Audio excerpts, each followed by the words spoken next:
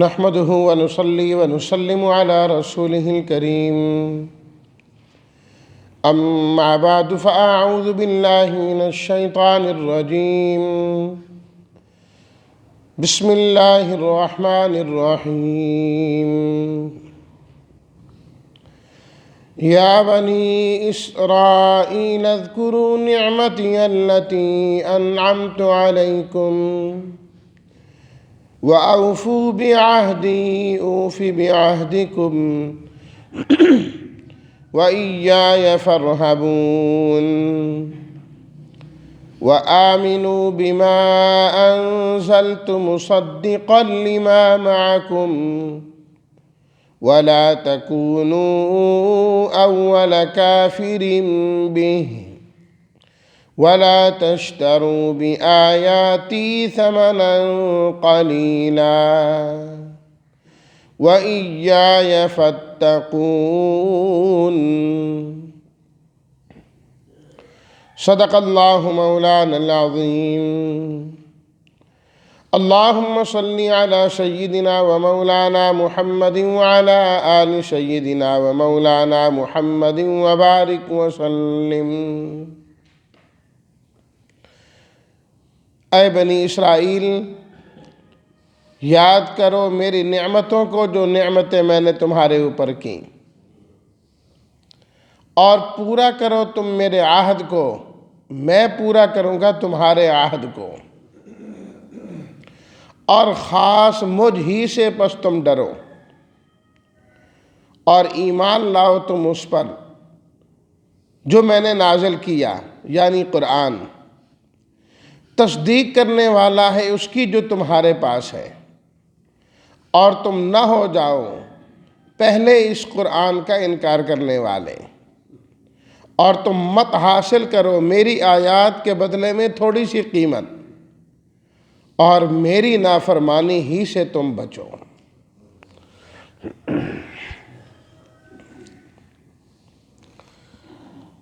بنی اسرائیل جو اہل کتاب تھے، خاص ان کو دعوت ایمان دی جا رہی ہے کہ تم ٹھیک ہو جاؤ،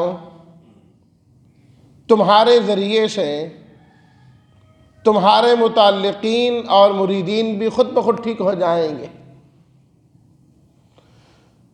جو ایک سردار ہوتا ہے، اس کے ٹھیک ہونے سے اس کی ساری عوام بھی خود بخود ٹھیک ہو جاتی ہے۔ فرمایا گیا نا کہ الناس علی دین ملوکہم، جو لوگ ہوتے ہیں وہ اپنے بادشاہوں کے دین کو قبول کرتے ہیں۔ جیسا بادشاہ، جیسا سردار، اس کی جو ترجیحات، جو اس کی بولی ہے، اکثر عوام وہی بولتی ہے۔ چڑھتے سورج کو ہر سلام کرتا ہے، تو بہت سارے لوگ اس کے متعلقین ہیں، تو ان کے بھی راہ راست پر آنے کے چانس بہت زیادہ ہوتے ہیں۔ اس لیے اللہ تعالیٰ نے بنی اسرائیل کو خاص خطاب فرمایا، اور اس پہلے رکوع میں اللہ تعالیٰ نے چند چیزوں کا حکم دیا۔ 8 چیزیں ہیں۔ پہلی چیز فرمایا جو نعمتیں میں نے تمہارے اوپر کی ہیں نا، ان نعمتوں کو یاد کیا کر۔ اس کے بعد دوسری چیز فرمائی وَأَوْفُوا بِعَهْدِي أُوفِ بِعَهْدِكُمْ، تم لوگوں نے جو عہد میرے ساتھ کیا ہے تم اسے پورا کرو، اسے پورا کرو۔ أُوفِ بِعَهْدِكُمْ، پھر اس کے مقابلے میں نتیجے کے طور پر جو میں نے تم سے عہد کیا ہے میں اسے پورا کروں گا، میں اسے پورا کروں گا۔ کہ عہد کے اندر اور معاہدہ کے اندر وفاداری ہونی چاہیے۔ جو عہد ہو گیا بس اسے پورا کرنا ہے۔ عہد شکنی اللہ کے ہاں بہت بڑا گناہ ہے، بہت بڑا گناہ ہے پروردگار عالم کی نظر میں۔ اس لیے اللہ تعالیٰ نے سورہ المائدہ کی بالکل پہلی آیت میں ارشاد فرمایا، یا ایھا الذین آمنوا اوفوا بالعقود، اے ایمان والوں عقدوں کو اور معاہدوں کو پورا کیا کرو، پورا کیا کرو۔ نبی کریم صلی اللہ علیہ وسلم نے صلح حدیبیہ کے موقع پر مشرکین سے عہد و پیمان کیا، جس کے اندر یہ شق شامل تھی کہ تمہارا جو آدمی ہمارے پاس آئے گا ہم اپنے پاس نہیں رکھیں گے، اسے واپس کریں گے، وہ کلمہ پڑھتا ہوا کیوں نہ آئے۔ صحابہ اکرام کے دل میں اس شق کے بارے میں کچھ تشویش بھی ہوئی، ادھر معاہدہ پورا ہوا ادھر آنا شروع ہو گیا۔ آپ علیہ الصلوۃ والتسلیمات نے فرمایا کہ نہیں، میں عہد کر چکا ہوں، اب تمہیں واپس ہی جانا ہوگا۔ تمہارا معاملہ اللہ کے ساتھ ہے، ایمان تو اللہ کی ذات پر لائے نا، اللہ کے ہاں تو تمہارا ایمان قابل قبول ہے، ایمان کو رد نہیں کر رہے، لیکن تم مکہ چھوڑ کے ہمارے پاس آ جاؤ، ہمارے ساتھی بن جاؤ، یہ اس معاہدے کی خلاف ورزی ہے، یہ نہیں ہو سکے گا۔ حضرت امیر معاویہ رضی اللہ تعالیٰ عنہ کا زمانہ ہے، ایک قوم کے ساتھ معاہدہ ہو گیا نہ لڑنے کا، کہ اتنے عرصے تک ہم آپس میں نہیں لڑیں گے۔ جب وہ مدت ختم ہونے کے قریب آئی تو حضرت امیر معاویہ رضی اللہ تعالیٰ عنہ نے اللہ اکبر تیاری شروع کرائی، لشکر تیار ہوا، سرحد پر پہنچا، جو ہی مدت متعین جو تھی ختم ہوئی، حملہ کر دیا ان پر، اور علاقے کے علاقے اور شہر کے شہر فتح کرتے جا رہے ہیں، جا رہے ہیں۔ اتنی دیر میں ایک شخص پیچھے سے دوڑتا ہوا آ رہا ہے، معلوم نہیں کہ کون ہے، بس نعرے لگا رہا ہے، وفاء لا غدر، وفاء لا غدر، وفاداری ہونی چاہیے، دھوکہ بازی نہیں ہونی چاہیے۔ سارا لشکر وہیں رک گیا۔ بھئی کون ہے؟ تھوڑی دیر بعد نبی کریم صلی اللہ علیہ وسلم کے ایک صحابی ظاہر ہوئے، حضرت عمر بن عبسہ غالباً رضی اللہ تعالیٰ عنہ۔ عرض کرنے لگے یہ معاہدے کی خلاف ورزی ہے، جب معاہدہ نہ لڑنے کا ہے تو آپ نے پہلے کیوں تیاری کی اور اپنی فوجیں سرحد پر کیوں لگائیں؟ اس وقت تو معاہدہ چل رہا تھا، جب تک معاہدہ ختم نہیں ہو جاتا اس سے پہلے تیاری کرنا اور فوجیں سرحد پر لگانا اس کی خلاف ورزی ہے، لہٰذا یہ جو علاقہ آپ نے فتح کیا یہ ٹھیک نہیں ہے۔ اچھا، حضرت امیر معاویہ رضی اللہ تعالیٰ نے حکم دیا کہ یہ جتنا علاقہ فتح کیا ہے ان کو واپس کر دیا جائے اور فوجیں ہماری واپس لوٹ جائیں۔ یہ ہے اوفوا بالعقود۔ یہاں تو کوئی روپیہ دھیلا چھوڑنے کو تیار نہیں ہے، پورا شہر پورے علاقے کون چھوڑتا ہے؟ جب ایمان ہو پھر دنیا کی حقیقت انسان کی نظروں میں کچھ نہیں ہوتی۔ بھئی یہ تو ہم فتح کر رہے ہیں اللہ کو راضی کرنے کے لیے، اگر اللہ کی رضا اس کو چھوڑنے میں ہے تو پھر چھوڑنا بہتر ہے، پھر ہم نے کیا کرنا؟ بنی اسرائیل سے بھی اللہ فرما رہے ہیں اوفوا بالعقود، اوفوا بعہدی، اور حدیث میں آتا ہے اللہ اکبر، نبی کریم صلی اللہ علیہ وسلم نے فرمایا قیامت کے دن وہ لوگ جو بدعہدی کرتے تھے جب میدان محشر میں آئیں گے تو ان کے جسموں میں ایک جھنڈا گاڑا ہوا ہوگا، جھنڈا گاڑا ہوا ہوگا، جتنا بڑا بدعہد ہوگا اتنا بڑا اس کے پاس جھنڈا ہوگا، دور سے پہچانا جائے گا، اولین و آخرین دیکھیں گے کہ یہ بدعہدی کرنے والا انسان ہے، یہ عہد کو توڑنے والا بندہ ہے۔ تو اللہ تعالیٰ نے بنی اسرائیل سے فرمایا بدعہدی نہ کرو، اور بڑا عہد تو کیا کر کے آئے تھے عالم ارواح میں، الست بربکم قالوا بلا، رب نہیں ہو؟ نہیں، کیوں نہیں جی پروردگار آپ ہمارے رب ہیں۔ فرمائے وہ وعدے بھول گئے تم؟ اور پھر خاص طور پر اللہ تعالیٰ نے تورات کے اندر ان لوگوں سے وعدے لیے جن کی تفصیل اللہ تعالیٰ نے خود قرآن مجید کے اندر بھی بیان فرمائی ہے، ان کے عہدوں کی۔ صرف ایک کا حوالہ دوں گا، 6واں سپارہ، سورت کا نام ہے سورہ المائدہ۔ سورہ المائدہ کا 3واں رکوع شروع ہوتا ہے آیت نمبر 12، وَلَقَدْ أَخَذَ اللَّهُ مِيثَاقَ بَنِي إِسْرَائِيلَ۔ اللہ تعالیٰ نے بنی اسرائیل سے عہد لیا، وَبَعَثْنَا مِنْهُمُ 12 نَقِيبًا، فرمایا ہم نے ان کے 12 سردار مقرر کیے، 12 قبیلے تھے۔ وہ کیا وعدہ ہے وہ سنیے، قال اللہ انی معکم، اللہ نے فرمایا میں تمہارے ساتھ ہوں گا، یہ اللہ کی طرف سے، لیکن تم کیا کرو گے؟ پہلا کام لئن اقمتم الصلاۃ، اگر تم نماز قائم کرو۔ دوسری چیز وآتیتم الزکاۃ، تم زکوٰۃ ادا کرو۔ تیسری چیز وآمنتم برسلی، میرے رسولوں پر تم ایمان لاؤ گے۔ چوتھی چیز وعزرتموہم، تم میرے نبیوں کی نصرت کرو گے اور ان کی عزت کرو گے، مدد کرو گے ان کی، جس مقصد کے لیے میں نے ان کو بھیجا اس مقصد میں تم نے ان کی حمایت کرنی ہے، مدد کرنی ہے۔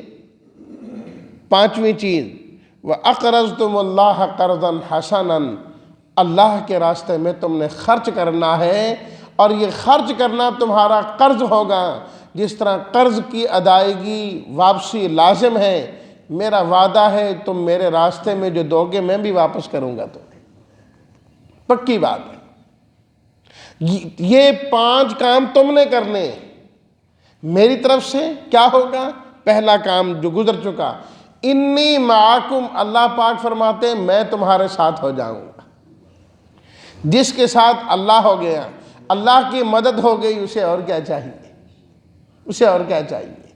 دوسری چیز لَأُكَفِّرَنَّ عَنْكُمْ سَيِّئَاتِكُمْ، میں تمہاری خطاؤں کو، گناہوں کو ختم کر دوں گا، مٹا دوں گا، گناہ مٹ جائیں گے۔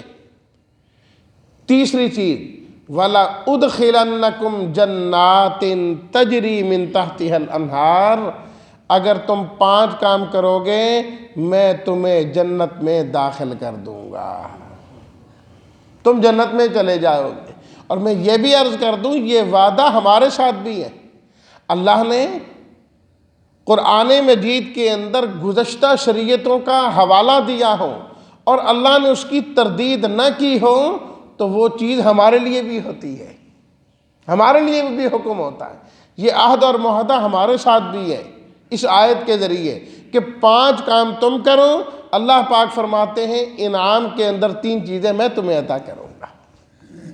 تو اللہ نے ان بنی اسرائیل کو سورہ البقرہ کی اس آیت میں اللہ وہ عہد یاد دلا رہے ہیں، وَأَوْفُوا بِعَہْدِی، اے بنی اسرائیل میرے اس عہد کو پورا کرو جو تمہارے اور میرے درمیان ہوا تھا، کہ 5 چیزیں تم نے کرنی تھی، اور ان 5 چیزوں میں کیا ہے؟ تم نے میرے نبی کی نصرت کرنی ہے، اللہ کے اور ہمارے آخری نبی آ گئے ہیں، تمہاری ذمہ داری ہے ان پر ایمان بھی لاؤ اور ان کی نصرت بھی کرو۔ اوفی بعہدکم، فرمایا پھر میں تمہارے ساتھ کیا ہوا وعدہ نبھاؤں گا، میری مدد تمہارے ساتھ ہوگی، تمہارے گناہوں کو میں معاف کروں گا اور تمہیں جنت میں بھی میں داخل کروں گا۔ یہ ہے وَأَوْفُوا بِعَهْدِي أُوفِ بِعَهْدِكُمْ۔ تیسری چیز اللہ تعالیٰ نے فرمائی وَإِيَّايَ فَارْهَبُونِ، تم خاص مجھ ہی سے ڈرتے رہو، میرے ہی سے ڈرتے رہو، کسی اور سے ڈرنے کی ضرورت نہیں ہے۔ بنی اسرائیل کے ایمان نہ لانے کی یہی وجہ تھی نا کہ وہ کہنے لگے کہ اگر ہم ایمان لے آئیں، ہم تو گدی نشین لوگ ہیں، تو ہماری تو گدیاں ختم ہو جائیں گی، چدراہٹیں ختم ہو جائیں گی، یہ ہماری عوام، ہمارے متعلقین اور ہمارے مریدین جو ہمارے پاس ہیں، یہ تو ہم سے بھاگ جائیں گے، ہمارے خرچے تو ان سے چلتے ہیں، تو پھر ہمارا کیا بنے گا؟ اللہ تعالیٰ نے فرمایا عوام سے ڈرنے کی ضرورت نہیں، فرحبون، تم میرے ہی سے ڈرو، میری نافرمانی چھوڑو، رزق بھی میں نے دینا ہے۔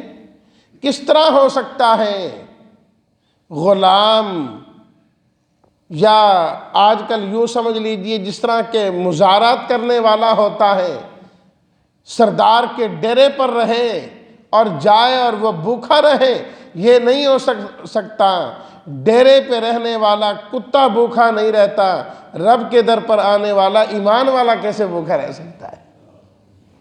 اللہ تو ان کو کھلاتے ہیں، اللہ ان کو دیتے ہیں جو اللہ کا نام نہیں لیتے، اللہ ان کو دیتے ہیں جو اللہ کا وجود نہیں مانتے، اللہ تو ان کو دیتے ہیں جو شرک کرنے والے ہیں، جو موحد بن جائے، ایمان والا بن جائے، رب کے در پر آنے والا بن جائے، سب کے در کو چھوڑ کر ایک اللہ کے در کا ہو جائے، اللہ اس کو کیوں نہیں کھلائیں گے؟ اللہ اس کو بھی کھلائیں گے۔ وَإِيَّايَ فَارْهَبُونِ، فرمایا میرے معاملے میں، دین کے معاملے میں، عقیدے کے معاملے میں لوگوں سے ڈرنے کی کوئی ضرورت نہیں ہے۔ اور یاد رکھیے جو لوگوں سے جتنا ڈرتا رہتا ہے ان کا ڈر اور اتنا خوف اس کے دل میں اتنا ہی بیٹھتا رہتا ہے، اور جو اللہ کا ہو جاتا ہے، اللہ کا ڈر اس کے دل میں بیٹھ جائے، اللہ مخلوق کا ڈر اس کے دل سے ویسے ہی نکال دیتے ہیں، ویسے ہی اللہ محتاج بھی نہیں کرتے مخلوق کا۔ خود حدیث میں موجود ہے، نبی کریم صلی اللہ علیہ وسلم نے ارشاد فرمایا من صلح ما بینہ و بین اللہ تعالی صلح اللہ ما بینہ و بین الناس۔ انسان کا جو اپنے رب سے تعلق ہے، انسان اپنے تعلقات اللہ سے درست کر لے، ٹھیک کر لے، اللہ اس کے تعلقات جو بندوں کے ساتھ ہے وہ خود بخود ٹھیک کر دیتے ہیں۔ رب کے ساتھ تعلق ٹھیک ہو، عقیدہ ٹھیک ہو، ایمان ٹھیک ہو، نماز کی پابندی ہے، جو اعمال ہے ان کی پابندی ہے، رب کے ساتھ جو انسان تعلق صحیح رکھتا ہے، بندوں کے تعلقات اللہ خود بخود ٹھیک کر دیتے ہیں۔ اور رب کو چھوڑ کر بندوں کو جو ترجیح دیتا ہے، بندے اس سے کبھی راضی ہو ہی نہیں سکتے۔ بندے بھی آج تک کسی سے راضی ہوئے بھلا؟ اس لیے بندوں کی رضا کی فکر نہیں کرنی چاہیے، اللہ کی رضا کی فکر کرنی چاہیے۔ یہ تیسری چیز اللہ تعالیٰ بنی اسرائیل سے فرما رہے ہیں۔ اور چوتھی چیز اللہ تعالیٰ فرما رہے ہیں وَآمِنُوا بِمَا أَنزَلْتُ مُصَدِّقًا لِمَا مَعَكُمْ، بنی اسرائیل اس کتاب پر ایمان لاؤ جو میں نے نازل کی ہے۔ اگر تم تورات کو مضبوطی سے تھام کر بیٹھے ہو تو تورات بھی میری کتاب ہے، قرآن بھی تو میری کتاب ہے نا۔ یہ کیا تفریق ہوئی؟ ایک کتاب بھیجوں تو اسے مانو، ایک نبی بھیجوں حضرت موسیٰ ان کو تو مانو، اور میں کہوں کہ یہ بھی میرے نبی ہیں اسے تو نہیں مانتے، اپنی خواہشات کو نہ دیکھو۔ انزلتو، تو میں نے نازل کی ہے تو مجھے دیکھو نا، حکم تو میرا ہے۔ اور پھر اس قرآن پر تم کیوں نہیں ایمان لاتے؟ مصدقا لما معکم، یہ قرآن تو خود تمہاری تصدیق کرتا ہے۔ اس قرآن مجید میں تورات کا ذکر موجود ہے، اللہ نے تورات کے حوالے دیے ہیں اس قرآن مجید کے اندر۔ اللہ نے صاحب کتاب، صاحب تورات حضرت موسیٰ علیہ الصلوۃ والتسلیمات کا تذکرہ قرآن مجید میں کیا ہے۔ صورتیں بھری پڑی ہیں، تو یہ تو تمہاری ہی تصدیق کرتا ہے۔ جو تمہاری تصدیق کر رہے ہیں تم اس کی تردید کرو، تم اس کا انکار کرو، یہ کیسے؟ تمہیں اسے خوشی خوشی ماننا چاہیے۔ یہ قرآن بھی تمہاری تصدیق کرتا ہے، اور ہمارے نبی صلی اللہ علیہ وسلم بھی تصدیق کرتے ہیں کہ حضرت موسیٰ صاحب کتاب اور نبی برحق تھے۔ تو جو تمہاری تصدیق کرے اس پر تم کیوں ایمان نہیں لاتے؟ اس پر ایمان لاؤ، اسی میں دونوں جہانوں کی نجات ہے۔ اللہ ہم سب کو بھی اپنی آخری کتاب پر اور آخری نبی پر کامل ایمان اور یقین نصیب فرمائے، اور پروردگار عالم ہمیشہ ہم سب کو اپنے سے ڈرنے والا بنائے، اور اللہ ہمیں ہر عہد پورا کرنے کی توفیق عطا فرمائے۔ وآخر دعوانا ان الحمد للہ رب العالمین۔